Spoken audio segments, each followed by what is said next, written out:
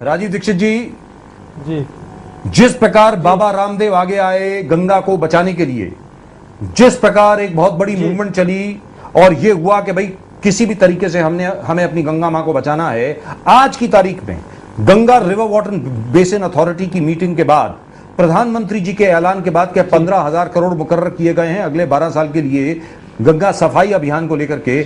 आप कितने उत्साहित हैं कि इस अभियान से जो सरकार का ऐलान है और उससे वास्तविकता में क्या गंगा को बचाया जा सकता है? राजीव बताएं। मुझे ऐसा लगता है कि भारत सरकार की तरफ से जो घोषणा हुई है 15,000 करोड़ रुपए गंगा के सफाई के अभियान के लिए, जी, ये गंगा की सफाई के लिए पर्याप्त नहीं लगता है। ये बहुत थोड़ी सी धनराशि है जी, क्योंकि गंगा में जितना प्रदूषण है, गंगोत्री से निकलकर हरिद्वार में आकर और हरिद्वार से लेकर गंगा सागर तक, जी, ये प्रदूषण तो बहुत बड़ा है और उस प्रदूषण को खत्म करने के लिए 15,000 करोड़ की धनराशि बहुत कम है।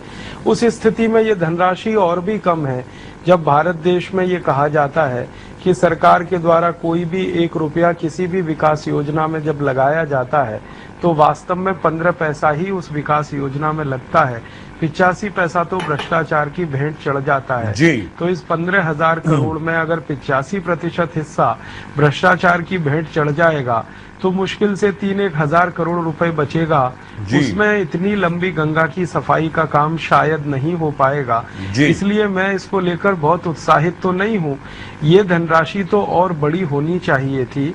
इस धनराशि को और ज्यादा हमारे देश की सरकार के द्वारा तय किया जाना चाहिए था, लेकिन सरकार ने सिर्फ 15,000 करोड़ की धनराशि तय की है। इससे भी ज्यादा बड़ा महत्व का प्रश्न है वो ये, गंगा के बारे में हमने जो थोड़ा बहुत अभ्यास किया है, क्योंकि भारत स्वाभिमान की तरफ से गंगा रक्षा मंच बनाया गया, परम पूजनीय स्वामी रामदेव जी उसके अध्यक्ष हैं, हम सब उनके सेनानी के रूप में काम कर रहे हैं। तो इस गंगा के प्रदूषण के बारे में जो सबसे महत्वपूर्ण तथ्य हमारे ध्यान में आया है वो ये कि गंगा हरिद्वार से लेकर गंगा सागर तक जहाँ गिरती है, वहाँ जितने गांव गंगा के किनारे पड़ते हैं, उन गांवों का 1% भी प्रदूषण गंगा में नहीं मिलाया जा रहा है। और दूसरी तरफ जो शहर पड़ते हैं गंगा के किनारे, शहरों का ही सारा कचरा और मलबा गंगा के जल में प्रवाहित किया जा रहा है। और शहरों के द्वारा जो प्रदूषण हो रहा है गंगा के जल में, वो जो है इतना अधिक हो गया है कि कहीं कहीं स्थानों पर गंगा का पानी ना पीने लायक रह गया है, ना आचमन करने लायक रह गया है, ना स्नान करने लायक रह गया है।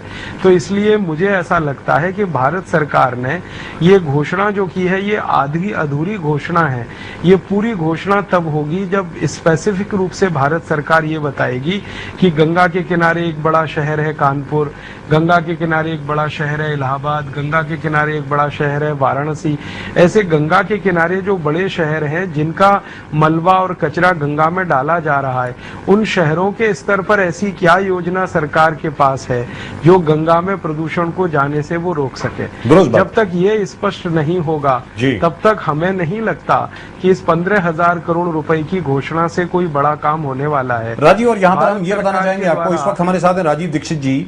राजीव दीक्षित जी, एक और चीज आपके सामने रखना चाहेंगे, जिस बात की आपने बात करी बिल्कुल आप दुरुस्त फरमा रहे हैं। अगर हम लोग गोमुख से लेकर के गंगा सागर तक की बात करें तो हर रोज तकरीबन 3,000 करोड़ लीटर मल मूत्र और औद्योगिक मलबा डाला जाता है गंगा मैया में।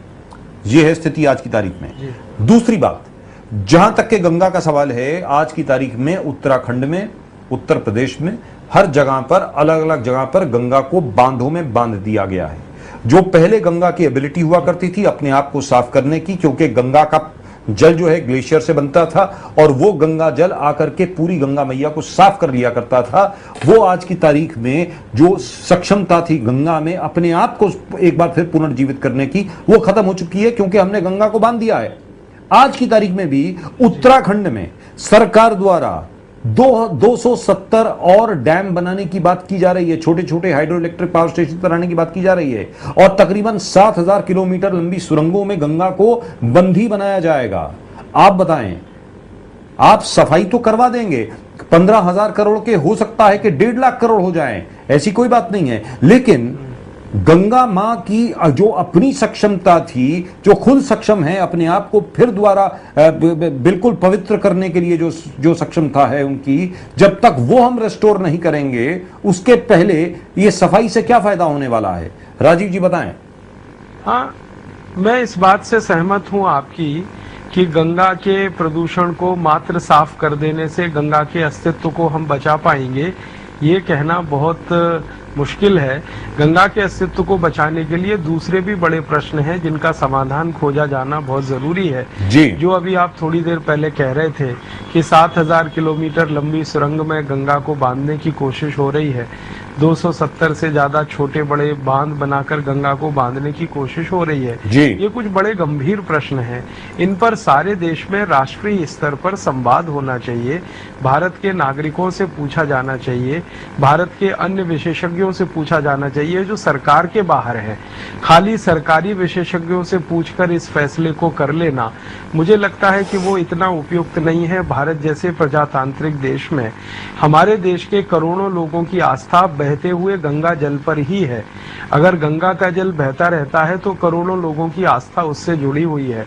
अगर वो गंगा का जल रुक जाता है तो फिर लोगों की आस्था उसमें टिकना संभव नहीं हो पाएगा। इसलिए करोड़ों लोगों से पूछा जाना चाहिए इस विषय पर कि ये हम जो करने जा रहे हैं वो उचित है, अनुचित है, ठीक है, गलत है। और देश के उन विशेषज्ञों से पूछा जाना चाहिए जो सरकार के बाहर हैं और एक अपनी इंडिपेंडेंट ओपिनियन इस बारे में रखते हैं। हम लोग ऐसा मानते हैं कि प्रजातांत्रिक देश में साधारण से साधारण आदमी जो गंगा को मैया मानता है, उसको पवित्र मानता है, उससे भावनात्मक रूप से जुड़ा हुआ है, वो उतना ही बड़ा जिम्मेदार है जितना हमारे देश के प्रधानमंत्री हैं। तो खाली प्रधानमंत्री के स्तर पर उनके सहयोगियों के द्वारा कोई योजना बन जाए या मुख्यमंत्री के स्तर पर उनके सहयोगियों के द्वारा कोई घोषणा कर दी जाए, वो पूरी नहीं है। इस प्रजातंत्र में करोड़ों करोड़ों लोगों से पूछा जाना चाहिए। हमें ऐसा लगता है कि आपके टीवी चैनल के माध्यम से आप एक चाहें तो ये काम कर सकते हैं, एक ओपिनियन पोल कराया जाए पूरे देश में और उस ओपिनियन पोल में लोगों से सीधे सीधे ये प्रश्न पूछ लिया जाए तो शायद इसका बहुत उचित उत्तर भारत के करोड़ों लोग तो दे ही देंगे। जी, यहाँ पर राजीव दीक्षित जी, मैं आपके सामने ये बात रखना चाहता हूँ। पिछले तकरीबन 6 महीने से हम ये अभियान चला रहे हैं और जो हमारे पास SMS आए हैं पूरे देश से, भले यहाँ तक कि वो केरल हो, तमिलनाडु से चलिए इतने नहीं आए हैं, केरल हो, कर्नाटक हो, आंध्र प्रदेश हो, महाराष्ट्र हो, यहाँ तक कि मध्य प्रदेश और उत्तर प्रदेश तो है ही, साथ में राजस्थान, गुजरात, पंजाब, हर जगह से सबने यही कहा है कि गंगा मां की धारा एक बार फिर अविरल होनी चाहिए, निर्मल होनी चाहिए, ताकि वो फिर पवित्र बन सके। और इसके लिए लोग सब कुछ करने को तैयार हैं, अपने आप को कुर्बान तक करने को तैयार हैं। यहां तक कि सब लोगों ने ये तक कहा है कि अगर बाबा रामदेव इसका नेतृत्व करते हैं, अगर आज वो हुक्म देते हैं, अगर आज वो एक इशारा भी करते हैं कि बांधों में जिस प्रकार आजीवन कारावास की सजा हम लोगों ने दे दी है गंगा को, उससे छुड़ाने के लिए लोग कुछ भी करने को तैयार हैं। लाखों की तादाद में लोगों ने लिखा है और ये कहा है कि लोग इस पर सड़क पर कब उतरने वाले हैं, इसके ऊपर कब होगा उग्र आंदोलन। राम जन्मभूमि आंदोलन तो हुआ, लेकिन गंगा बचाओ आंदोलन कब उतरेगा सड़क पर? राजीव दीक्षित जी, इसके बारे में जरा रोशनी डालें, बताएं। उसकी थोड़ी शुरुआत तो हो गई है। हमारे भारत स्वाभिमान के हजारों कार्यकर्ताओं ने एक प्रतीकात्मक शुरुआत तो कर दी है। उस शुरुआत के पहले चरण के रूप में सारे देश में ये अभियान चलाया गया था कि गंगा को राष्ट्रीय धरोहर घोषित किया जाए और भारत सरकार पर इसके लिए दबाव बनाने का हम लोगों ने काम किया था भारत स्वाभिमान और गंगा रक्षा मंच की तरफ से। और उस अभियान में थोड़े हम सफल भी हुए। जब प्रधानमंत्री के साथ स्वामी रामदेव जी का संवाद हुआ और परम पूजनीय स्वामी जी ने प्रधानमंत्री के सामने जब ये बात रखी तो प्रधानमंत्री ने उसको सहर्ष रूप से स्वीकार किया, क्योंकि लाखों लोगों का दबाव इस बात के लिए उनके ऊपर था। तो इस अभियान के पहले चरण के रूप में हम ये कह सकते हैं कि एक आंशिक सफलता मिली कि गंगा को सरकार ने राष्ट्रीय धरोहर परम पूजनीय स्वामी जी के कहने पर और लाखों भारत स्वाभिमान के कार्यकर्ताओं के दबाव में घोषित कर दिया। अब इसके दूसरे चरण के रूप में हम लोगों ने एक शुरुआत की है, वो ये कि जहां जहां हमारे कार्यकर्ता हैं और गंगा के किनारे के गाँव में या शहरों में रहते हैं, वो अपने स्तर पर गंगा की सफाई का काम काम खुद करेंगे, सरकार करे बहुत अच्छा है, लेकिन हम मानते हैं कि गंगा नदी हमारी भी है, खाली भारत सरकार की या उत्तराखंड सरकार की नहीं है। तो हमारा भी कर्तव्य है, तो हम भी उसकी सफाई में उतर पड़े हैं। अभी थोड़े दिन पहले हरिद्वार में हर की पौड़ी पर हमारे हजारों हजारों भारत स्वाभिमान के कार्यकर्ताओं ने गंगा की सफाई के काम में अपना समय लगाया। मैं भी उनमें से एक था। हमने गंगा के पानी में उतरकर जो गंदगी है, जो पॉलीथिन है, जो कचरा है, वो सब हाथों से बीना और उसको ले जाकर किनारों पर इकट्ठा किया। बाद में उसको जहाँ कचरा घर है वहां तक पहुंचाया। ये अभियान का दूसरा चरण है और इसी चरण को थोड़ा और आगे बढ़ाकर फिर तीसरे चरण में हम उतरेंगे और उस तीसरे चरण में शायद ये सारे प्रश्नों को हम लेने की कोशिश करेंगे जिनको आपने उठाया है। भारत के लोगों को इन प्रश्नों पर हम जागरूक करेंगे और सरकार के सामने भी इन प्रश्नों को रखेंगे और सरकार के सामने भारत स्वाभिमान की तरफ से कोई एक ऐसी बात भी रखेंगे जिससे कोई समाधान की तरफ हम बढ़ सके। तो ये तीसरे चरण के रूप में भी हम करने की तैयारी कर रहे हैं। इस प्रश्न को हमने उतनी ही गंभीरता से लिया है जितनी गंभीरता से परम पूजनीय स्वामी रामदेव जी ने योग और प्राणायाम के प्रश्न को सारे देश और दुनिया में फैलाने के लिए लिया है। तो इस प्रश्न पर हम काफी गंभीर हैं और सारे देश में भारत स्वाभिमान के लाखों कार्यकर्ता इस पर उतर पड़ने के लिए तैयार हैं। Right, absolutely wonderful. Now, one final word from you, Rajiv, as far as you are concerned. चलिए, जिस चीज के बारे में आप बात कर रहे हैं, जिस चीज के बारे में हम बात कर रहे हैं, सब लोग एक ही बात कर रहे हैं। ऐसा तो नहीं है कि सरकार को इसकी अवेयरनेस नहीं है, ऐसा तो नहीं है कि सरकार में विशेषज्ञ नहीं बैठे हैं, ऐसा तो नहीं है कि सरकार में जितने भी लोग हैं उनको इसके बारे में पता नहीं है कि आखिरकार जो नई क्लाइमेट चेंज की जो रिपोर्ट आई है यूनाइटेड नेशंस की, एक तो पिछले हफ्ते ही रिलीज हुई है और एक 2 साल पहले रिलीज हुई थी और एक 6 महीने पहले जो रिलीज हुई। हर एक ने यही कहा है कि अगर गंगा को नहीं बचाया गया तो बहुत ही जल्द का मतलब है अगले 6 साल में, अगले 6 साल में कई जगह पर कई पैचेस ऐसे हैं जहां पर गंगा विल डिसअपियर, गंगा लुप्त हो जाएगी। नंबर 1। नंबर 2, वो जमीन मरुस्थल बन जाएगी, बंजर बन जाएगी और रेगिस्तान बन जाएगा उत्तर भारत वहां पर। ऐसा तो नहीं कि सरकार इस चीज के बारे में अवेयर नहीं है। आखिरकार आपके मुताबिक जो भी आपका इंटरेक्शन हुआ है, बाबा रामदेव के साथ आप एसोसिएटेड हैं, आप बताएं आखिरकार सरकार इन सब चीजों को, इन सब तथ्यों को क्यों नजरअंदाज कर रही है? जंगल, गंगा जल और नदियों के अभाव में पूरा उत्तर भारत रेगिस्तान बन जाएगा और ये अभी होने वाला है। ये कोई 100 साल के बाद की बात नहीं है, ये अगले 5 साल में, 10 साल में, 15 साल में, 20 साल में होने वाला है। राजीव दीक्षित बताएं। मुझे ऐसा लगता है कि सरकार को इन सब तथ्यों की जानकारी तो होगी ही, जिन तथ्यों की जानकारी आपको है, हमें है, सभी को है, उनकी जानकारी सरकार को तो होगी ही और सरकार को शायद बेहतर जानकारी होगी, उनके पास विशेषज्ञ भी काफी है, जानकारी उनके पास भी होगी। लेकिन हमारे देश के लिए जो दुर्भाग्य और अफसोस की बात है वो ये कि सत्य हमारे यहाँ कितना ही बड़ा हो, कितना ही पवित्र हो, जब तक उसके साथ शक्ति का प्रदर्शन नहीं होता तब तक हमारे यहाँ सत्य की विजय नहीं होती जी। दुर्भाग्य से इस समय हम प्रजातांत्रिक देश में हैं। इस प्रजातांत्रिक देश में सत्य को स्थापित कराने के लिए शक्ति का भी प्रदर्शन करना पड़ता है।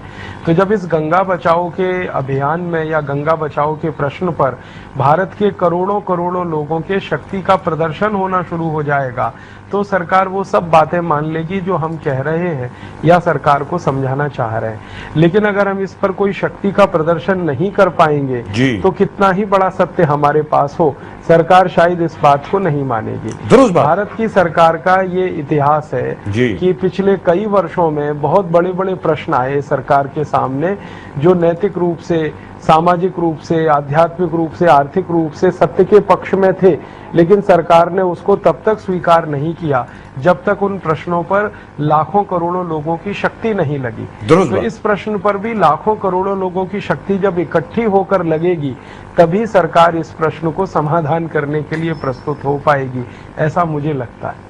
राजीव दीक्षित जी, कहने का मतलब ये हुआ जो आपने कहा, मैं कुछ और शब्दों में जरा कह दूं और ये बार बार मैं यहां पर कह रहा हूं कि क्या सरकार तभी जागेगी, क्या सरकार इन सब चीजों को तभी स्वीकार करेगी और सभी डिमांड्स के ऊपर, जो गंगा को लेकर के जितनी डिमांड्स हैं, जितनी भी मांगे हैं, उन सब को स्वीकार करते हुए इस जो भी पॉलिसी डिसीजन लेने चाहिए, नीति के तहत जो भी निर्णय लेने चाहिए, वो तब लेगी जब संसद का घेराव होगा, जब पार्लियामेंट का घेराव होगा लाखों लोगों द्वारा, जब हर जगह पर आंदोलन होगा, आक्रामक अभियान चलाया जाएगा, क्या तभी सरकार जागेगी? क्योंकि हिस्ट्री तो यही कहती है कि उसके बगैर कुछ होने वाला नहीं है।